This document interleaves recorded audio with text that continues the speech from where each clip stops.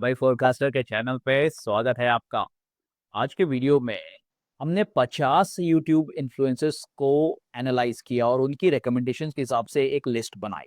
लेकिन हमारे फर्म के अंदर हमारी एनालिसिस के हिसाब से हमने दो स्टॉक और सिलेक्ट किया है जो इन फिनफ्लुएंसर्स के एनालिसिस में नहीं है।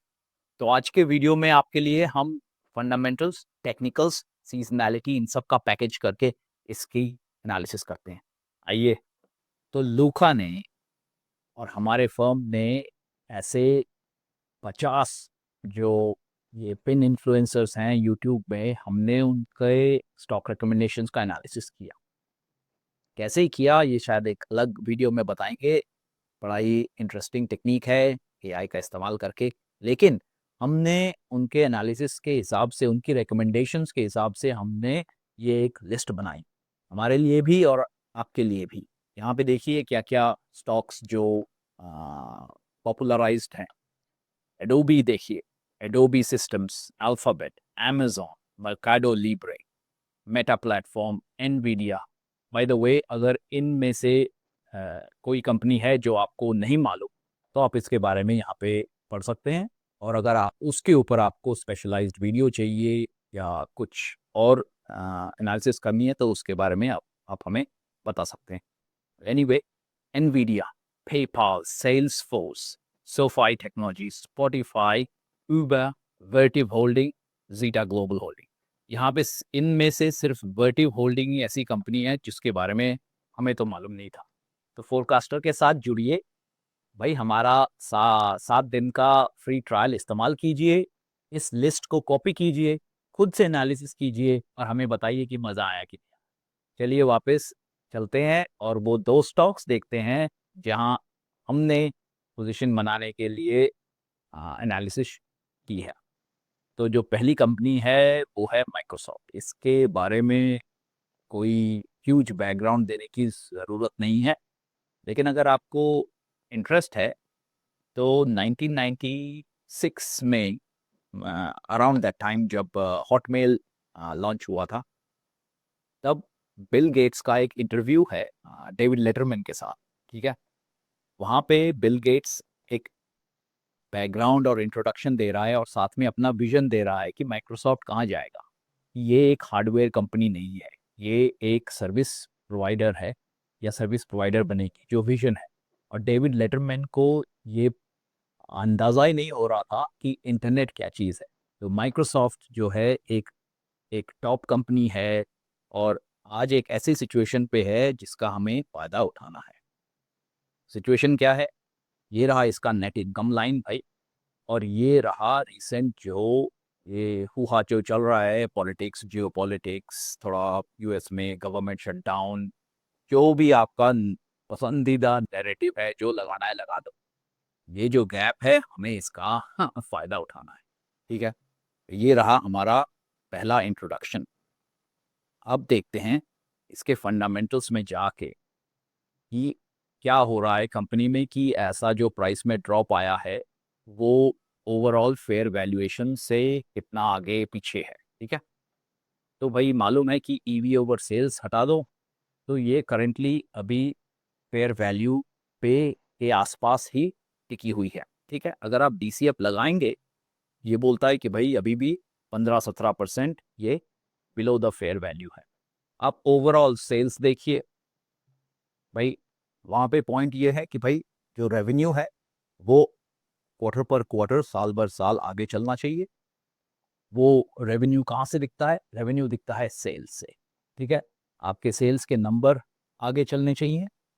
और साथ में हम नीचे जो देखेंगे इस चार्ट में, जिस तरह हमने फोरकास्टर को बनाया है, कि भाई अगर आपके सेल्स चल रहे हैं तो साथ साथ आपका जो ओवरऑल कंपनी की जो एफिशिएंसी है, ठीक है ना, सेल्स पर शेयर बोलिए, क्रॉस प्रॉफिट पर शेयर बोलिए, वो भी आगे चलने चाहिए। पॉइंट का ध्यान रखिए। ठीक है, तो यहाँ पे भाई सेल्स आगे जा रही हैं, नेट इनकम आगे जा रही है, कोई चिंता नहीं है। कंपनी कई जो ओवरऑल बैंक्रप्सी के चांसेस हैं बोलिए, अल्टमेंजी स्कोर का अगर कैलकुलेशन आपको देखना है, जानना है, तो आप इसके बारे में यहाँ पे जो हमारा आई इंफॉर्मेशन का बटन है उसको दबाइए, इसके बारे में आप डिटेल में पढ़िए। ये रहा वो पॉइंट जो मैं पहले अभी बता रहा था। कि भाई शेयर बायबैक हो रहा है, वो एक अच्छा टेक्निक है ओवरऑल शेयर प्राइस को कॉन्स्टेंटली अप ऊपर रखने का। ये शायद आपको ये एक इंटरनल गेम शायद मालूम है। उसके चलते आपको ये भी देखना है कि भाई, या हमको ये भी देखना है कि जो ओवरऑल एफसीएफ है, फ्री कैश फ्लो है, ग्रॉस प्रॉफिट है, वो पर शेयर इंक्रीज कर रहा है। ठीक है, और वो यहाँ पे हो रहा है। अब भाई माइक्रोसॉफ्ट है, कंपनी रिजिलियंट है। ठीक है, बट 20-30 साल हो गए हैं, कंपनी एक स्टेबल कंपनी बन गई है, जो जो अभी तो करेंटली ग्रोथ फोकस पे है, लेकिन अब ये वैल्यू कंपनी के हिसाब से बन रही है, जिस तरह एप्पल बन जाएगी। पहले ग्रोथ कंपनी थी, अब धीरे धीरे ये एक वैल्यू कंपनी के बारे में बन जाएगी, जो कि अपना वैल्यू होल्ड करती है। ठीक है, आप हमें R&D के बारे में बताओ, क्योंकि ये पॉइंट आपको या हमको सभी को इस बात का ध्यान रखना है कि हर 60-65 साल में एक टर्न आता है, टेक्नोलॉजी का टर्न आता है। ठीक है, पिछला जो टेक्नोलॉजी का टर्न आया था वो 1950s 60s, जहाँ पे सेमीकंडक्टर का जो रेवोल्यूशन आया था। ठीक है, उसकी वजह से कार्य कई सारे नए जो कंज्यूमर गुड्स टेक्नोलॉजी ओरिएंटेड हैं, वो सारे के सारे इंट्रोड्यूस हुए, जिनका कॉस्ट लोअर हुआ, जिससे वो कंज्यूमर उनको खरीद सके। यहाँ पे 2020-30 में, बिटवीन 30, यहाँ पे एक और ऐसा टर्न आएगा या आ रहा है, और वो शायद कई लोगों को दिखता है। वहाँ पे अगर कंपनीज ने R&D में पैसा नहीं लगाया, तो ये अभी के लिए तो शायद अपने आप को स्टेबल दिखा सकती हैं, क्योंकि पहले से चल रही थी। लेकिन आगे जाके एक 5-7 जो इनका बिजनेस साइकिल होता है ना, 4.5-5 या 6.5 साल का जो बिजनेस साइकिल होता है, वो जब एक साइकिल कंप्लीट होगा, तो बाद में लोगों को पता चलेगा कि भाई ये कंपनी धीरे धीरे फॉल बैक हो रही है, तो हमें वो नहीं चाहिए। तो उसके हिसाब से भाई आप R&D में पैसा लगाते रहिए, वो यहाँ पे हमें दिखता है। अगर आपको इसके साथ साथ कैश फ्लो देखना है, ठीक है, जो जो कि कैश फ्लो देखने का मज़ा ही कुछ और है। ठीक है भाई, कंपनी पैसा बटोर रही है, हाँ भाई, तो हमें इसमें थोड़ा सा विश्वास जनरेट होता है कि हाँ भाई ठीक है। तो वो जो है वो यहाँ पे दिखता है। ठीक है, यह पिछले 4 साल में इसके 1 या 2 साल थे जहाँ पे जो कैश फ्लो था वो थोड़ा सा नेगेटिव हो गया था। टीटीएम आपको क्या दिखा रहा है? टीटीएम बोल रहा है कि भाई अगर साल आज ख़त्म हुआ, ये हम मान के चलें, तो करंटली यहाँ पे जो अपनी जो ट्रेजेक्ट्री है उसको पॉजिटिव रखी है। ये हुआ एक टूल। हम क्या करते हैं, हम जाके देखते हैं कि भाई इसका जो ओवरऑल हमारा जो टेक्निकल इंडिकेटर है, उसको अब अप्लाई करते हैं। यहाँ पे देखिए माइक्रोसॉफ्ट में अम, हमारे अपने फर्म में, यहाँ पे ज़ूम इन में देखिए, जिस तरह ये जो लो पॉइंट बना था, उसी तरह यहाँ पे एक और लो पॉइंट बना, अभी रिसेंटली बना था। ठीक है, पिछले हफ्ते ही बना था। जो शेडेड एरिया दिखता है यहाँ, आपको सिर्फ ये समझना है कि जिस तरह इसको कैलकुलेट किया गया है इस डीपीओ को, अगर आपको इसके बारे में जानना है तो वही बात है, यहाँ पे आपको सब कुछ एक्सप्लेनेशन मिलेगा। फोरकास्टर का मज़ा ये है, काफ़ी सारा एक्सप्लेनेशन जो है आपको दिया गया है कि किस तरह हम इसका कैलकुलेशन करते हैं। तो ये जो, जब ये लाइट ग्रीन में इसका जो कलर आता है ना, इसका एक मायने है। वो मायने ये है कि स्टेटिस्टिकली, मैथमेटिकली ये एक लो पॉइंट बना है। अब कितने टाइम के लिए, वो देखना बहुत ज़रूरी है। वो आप देख सकते हैं यहाँ पे मार्केट मूड मीटर का इस्तेमाल करके। ठीक है ना? यहाँ पे आप देखिए कि अगर जो लो बना है, वो लो -50 से नीचे गया है मार्केट मूड मीटर, और वहाँ से वो अब धीरे-धीरे इसका जो स्पीड है वो पिकअप हो रही है। यानी कि मार्केट मूड मीटर में इस तरह यहाँ पे देखिए, मार्केट मूड मीटर का आप मेरे कर्सर को फॉलो कीजिए। मार्केट मूड मीटर यहाँ पे -50 से नीचे आके धीरे धीरे पॉजिटिव डायरेक्शन में जा रहा है, यानी कि जीरो में जा रहा है, जीरो टुवर्ड्स जीरो जा रहा है। प्राइस लेकिन फ्लैट है, फ्लैट टू स्लाइट अपवर्ड में है, लेकिन market mood meter clear direction दे रहा है। तो ये जो एक क्या कहते हैं, जो बाइंग का जो प्रेशर बनता है, तो यहाँ पे आपको ये देखना है कि ये जो बेस बन रहा है, ये करीबन कितने पीरियड्स का बेस बन रहा है। तो करीबन आप उसका 2 गुना यानी कि 2 टाइम्स का आप टारगेट लगा सकते हैं टाइम फ्रेम में। ये जो लो पॉइंट बना है ना स्टैटिस्टिकली, वो आपको कितनी दूर तक लेके जाए। ये एक और लाइट ग्रीन पॉइंट, प्राइस का जो 2 लो है, 2 लो एक दूसरे से नीचे है, लेकिन मार्केट मूड मीटर में जो 2 कॉरेस्पॉन्डिंग लो बना है ना, दोनों देखिए, एक लो ऊपर है, यहाँ पे इसने लोअर लो बनाया और मार्केट मूड मीटर में इसने हायर लो बनाया। साथ में एवरेज, अगर यहाँ पे फिर से आप मेरा कर्सर फॉलो करिए, यहाँ पे साथ में जो एवरेज वॉल्यूम यहाँ पे दिख रही है, वो ये बता रही है कि जिस तरह जब वो स्टेटिस्टिकली 2 पॉइंट आता है ना, तो यहाँ पे अगर वॉल्यूम ऊपर जाता है तो इसका मायने हुआ कि उसको बाई किया गया है हाई वॉल्यूम पे, रिलेटिवली हाई वॉल्यूम। अब उसका कितना बेस है, इतना बेस बना, यहाँ पे करीबन बेस 1.5-2 महीने का बेस बन रहा है। तो आप एक्सपेक्ट कर सकते हैं कि जो ये ग्रोथ दिखाएगा, चाहे इसमें 4%, 5%, 10%, कितना भी ग्रोथ आए, उसका जो अप्रॉक्सीमेट टाइम पीरियड होगा वो करीबन 2 गुना तक होगा। ठीक है, तो ये आप एक मोटा मोटा कैलकुलेशन लगा के चल सकते हैं। तो माइक्रोसॉफ्ट में ये जो पोजीशन हमने बनाई है, और माइक्रोसॉफ्ट का जो सिचुएशन ये बना है, जो फिनफ्लुएंसर्स ने मिस किया, वो हम आपके सामने रखना चाहते हैं। अगर आपको वॉल्यूम का इफेक्ट देखना है ना, बाय द वे जाने से पहले, तो आप वाइकॉफ को भी इंक्लूड कीजिए।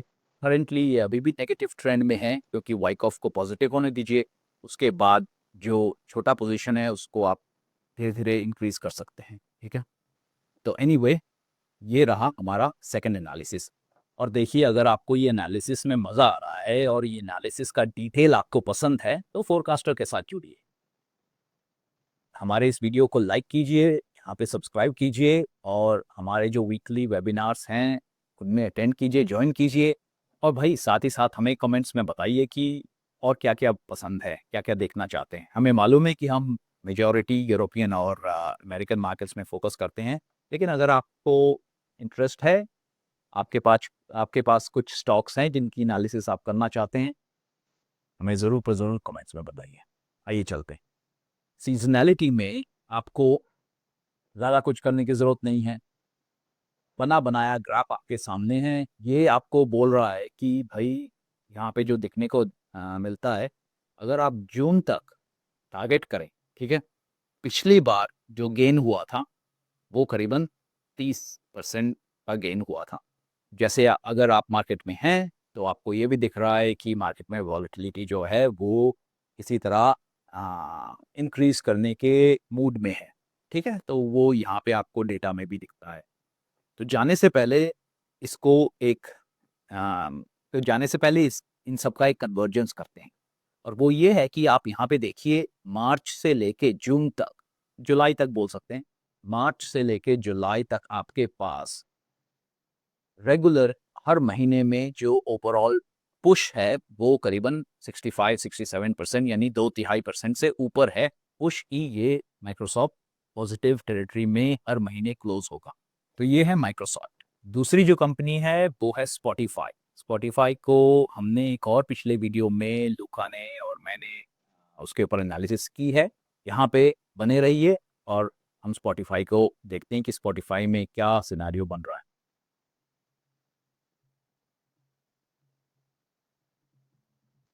ठीक है भाई, स्पॉटिफाई में सबसे पहले नेट इनकम और शेयर प्राइस का जो बिहेवियर है वो उसी तरह है जिस तरह माइक्रोसॉफ्ट में हमें दिखा।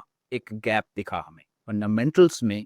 टीवी ओवर सेल्स मालूम है ना, ईपी ओवर सेल्स जो है वो टेक्निक ही ऐसी है, एंटरप्राइज वैल्यू ओवर सेल्स। वो उन कंपनीज के लिए है जो रिसेंटली इनका नेट इनकम पॉजिटिव हुआ है। पहले लॉस में चल रही थी, अब पॉजिटिव हुआ है।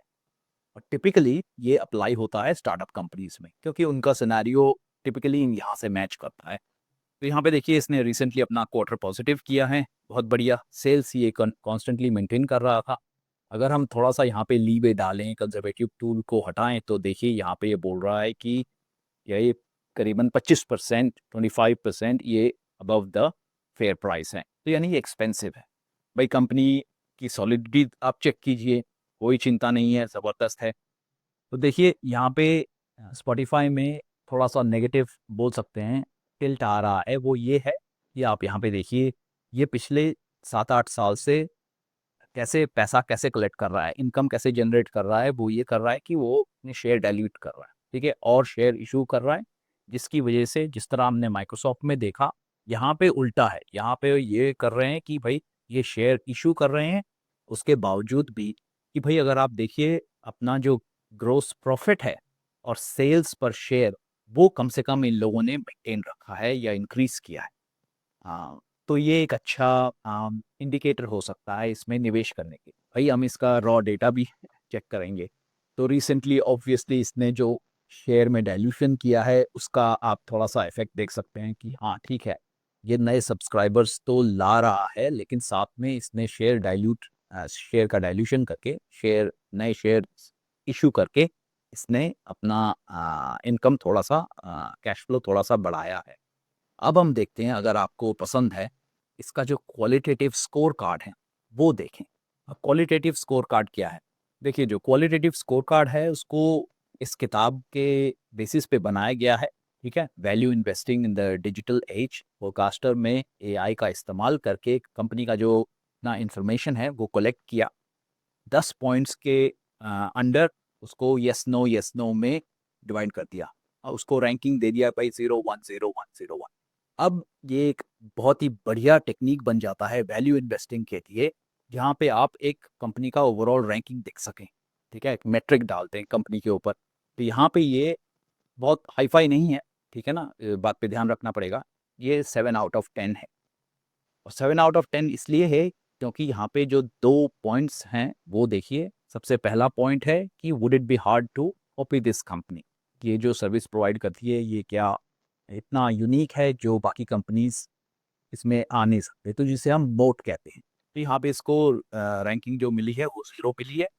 और दूसरा पॉइंट यहाँ पे मेन है कि employees stay at the company, ठीक है, फॉर मेनी ईयर्स। तो आजकल के नेचर के हिसाब से, कैरेक्टर के हिसाब से, जो मिलेनियल्स का जो एटीट्यूड है उस हिसाब से बोलिए, तो भाई आजकल करियर ट्रांजिशन बहुत इंपॉर्टेंट है। लोग यहाँ पे 2 3 4 साल से ज़्यादा रहते नहीं हैं।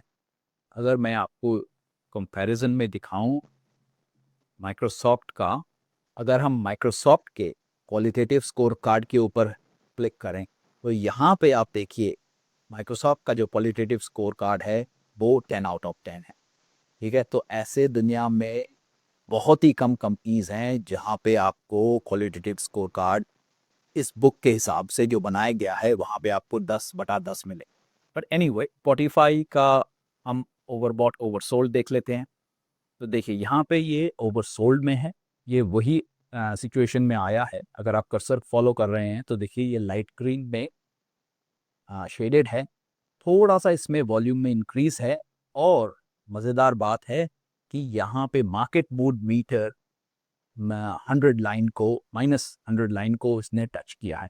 तो भई यहाँ पे जब ये -100 लाइन को टच करके हमें वेट करना पड़ेगा।